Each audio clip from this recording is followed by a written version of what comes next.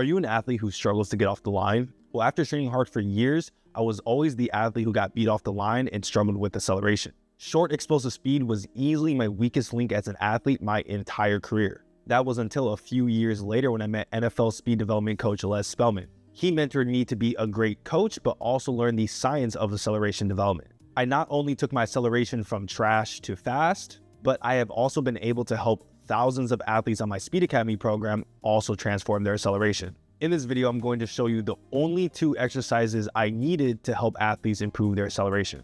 Now, the first exercise I'm going to break down is for your overall acceleration speed. But later in this video, I'm going to show you the key exercise you need to develop that first 3-step explosiveness. A common problem athletes have is being strong but not explosive. The main reason is that in acceleration, what matters most is the angles and speed of force production. Most athletes sprint with something I call vertical shin angles, and this is going to be a problem for a few reasons. This is usually happening because athletes are producing too much vertical force early on in their sprint. The issue is you can get as strong as you want, but if the lifts are only vertical and slow in velocity, then you will never be able to produce force in the right angles. You see, in the first 10 to 30 yards of a sprint, horizontal force production is higher than vertical force production. So yes, you can improve overall explosiveness just by doing Olympic lifts and sprints. But if you don't work on power and strength in a horizontal force production at least 1 to 2 times per week, then you just won't be able to optimally move your body forward, which is what we want when we're trying to be fast. And that's why after years of training hard like my athlete Jalen G, you can still struggle to sprint faster no matter how hard you work. So once we programmed the exercise I'm about to show you for him, he followed our next steps and he went from a slow and unathletic athlete to running 4.4 seconds in a 40-yard. And if you want us to develop your explosiveness off the line, check out the Speed Academy online speed program, top link in the description.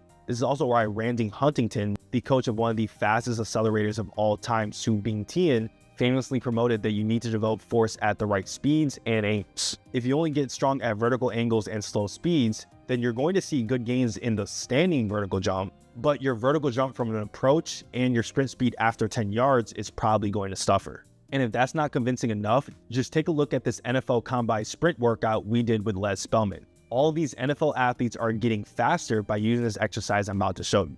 Resistance sprints might be the most important exercise for acceleration. This is because it's the highest velocity movement that overloads horizontal force. So I'm going to show you how to do this exercise and a couple alternatives if you can't do the best variation of this movement. Step 1, you wrap a sled around your waist. I think having a strap around your waist has the highest transfer. Step 2, set up a distance of a sprint around 10 to 40 yards. Step 3, get into a 2-point squatted stance and then push your hips back to engage your hips and have a slight lean forward at a 45-degree angle.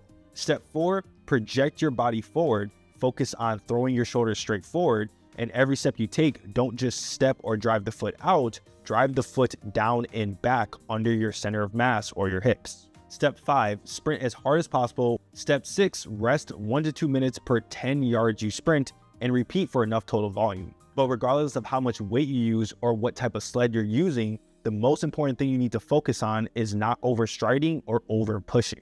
We don't want to push so hard where we overextend the lower back, and we don't want to stride too far in front of our center of mass. Once you do this right, you'll run into the next common problem, which is how much resistance you should be having. Most athletes are either going way too heavy or way too light. If you want to target early acceleration, so our first 1 to 7 steps, then we want to do 40 to 50% body weight for 5 to 15 yards. And most athletes, we want to target a mixture of both, which will be around 10 to 25% body weight or VDEC for 10 to 40 yards of max effort sprinting. Unfortunately, without a basic sled that you can get from Amazon, there isn't many great ways to get resistance while sprinting.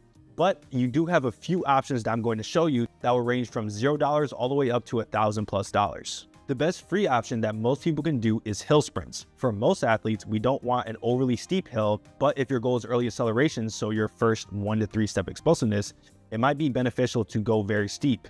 We usually want a gradual incline that is around 5 to 25 yards in distance. You can do your hill sprints on grass or concrete, but most people can't do hill sprints, so here are some other options. One other option you can do is partner banded, which is very common, but for early acceleration, we want medium to heavy band resistance. And for most sprinters, we want light to medium resistance where the athlete doesn't pop up vertically after 1 to 3 steps. Incline roads, even if it's concrete or gravel. Now for premium options around $200 to $1,000, You have the 1080 sprint, Xer Genie, and the run rocket. But here's the thing. Your acceleration isn't just how good you can get to the first 20 yards. If you want the type of explosiveness off the line that gets people like this, 6 years old. Damn. Then you need to target a quality called explosive strength. Now, to target this athletic trait, you still want exercises that focus on horizontal force production.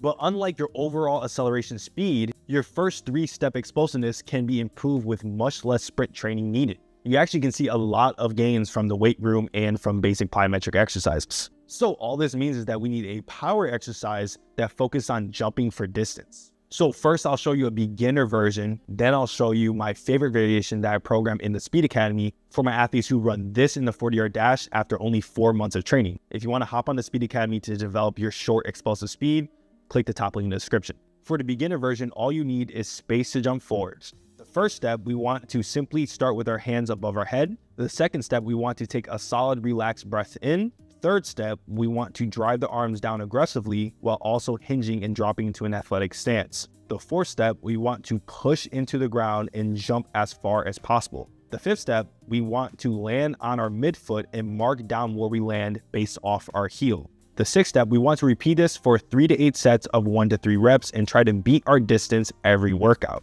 The main problem I see with athletes in this exercise is that they're either dropping too softly or slowly. This is usually the lack of a good stretch shortening cycle usage, but even if you jump less with a fast drop, we want to develop this quality since it has higher potential than a muscle dominant strategy. The fast drop will always have higher potential. To progress, you can use band resistance or even do doubles or triple broad jumps. Now for the advanced variation, we can have the exact same setup as the standing broad jump, but this time we're going to land on one leg, then we're going to push off that one leg to jump as far as you can, then land on the next leg and push off as far as you can off that leg. Finally, land on 2 legs, and this will complete something called the standing triple jump. And then the standing triple jump will look like this if you do it right and get better at it. But this exercise won't help you if you jump the wrong way. Instead of just jumping normally, we want to measure out the distance so we can beat it each session.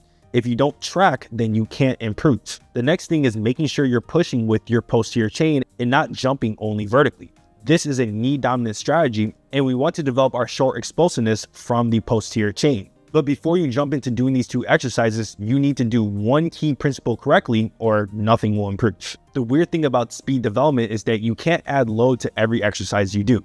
And because you can't progressive overload naturally like you would in the weight room, you often end up training with no way to see progress consistently. Which means when you do these exercises, you need to follow a few key principles to continue to see results. The biggest thing is making sure you track every single sprint and every jump so you get something called max intent. Max intent is shown in the research to help athletes get the best results from sprinting and jumping for multiple reasons. But here's the problem. You have to program these exercises into a full workout plan with proper structure, because just doing the exercises alone with no strategy will not be enough to help improve your explosiveness. That's why the Speed Academy is the best online speed program to help transform your explosiveness and short sprint speed. So if you want a done-for-you speed program with weekly coaching from me, click the top link in the description to join the Speed Academy today. And you need to pair these exercises with proper plyometrics to continue to see consistent results. So watch this video right here on a full guide on how to train with plyometrics to sprint faster.